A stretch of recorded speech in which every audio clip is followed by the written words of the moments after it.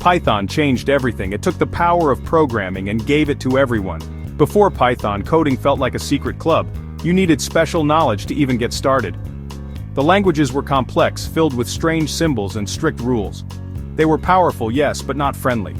Python arrived and opened the door wide. It showed us that telling a computer what to do could be as simple as writing a sentence. Imagine a world where writing a simple computer program was a monumental task. This was the reality for most people in the 1980s. The programming languages of the time were powerful, but they were also incredibly difficult to learn and use. Languages like C, C++, and Perl were the tools of the trade.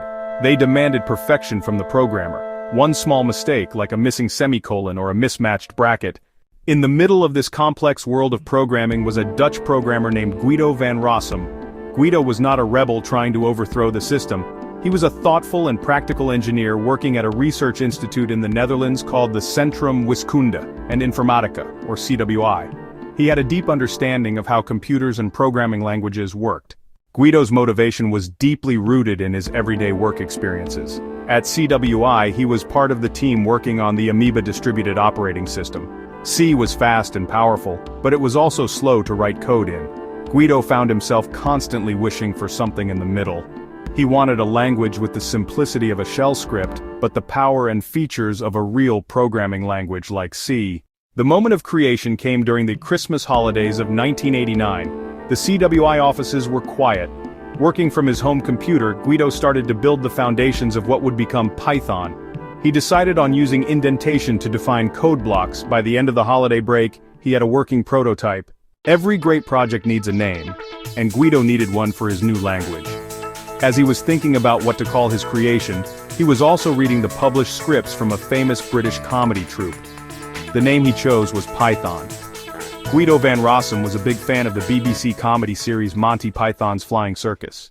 What made Python so different from the other languages of its time? The single most important feature was its focus on readability. It looked more like plain English than traditional programming languages. Python also came with batteries included. The tools you needed were already there, ready to be used. In February 1991, Guido decided to share his creation with the world. To his surprise, the response was immediate and enthusiastic. This small group of early adopters formed the nucleus of the Python community. They were not just passive users, they were active participants. One of the key moments in Python's early growth was the creation of the Python Software Foundation in 2001. It was this grassroots effort, this explosion of creativity from thousands of individuals around the world that transformed Python from a personal hobby project into a global powerhouse.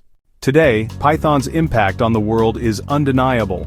It is the engine behind much of the modern revolution in artificial intelligence and machine learning.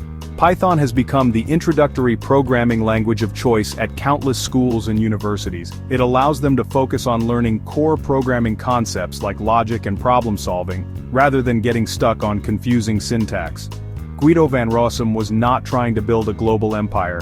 He was just a programmer trying to solve a problem that frustrated him. It is a powerful reminder that one person with a good idea can make a difference.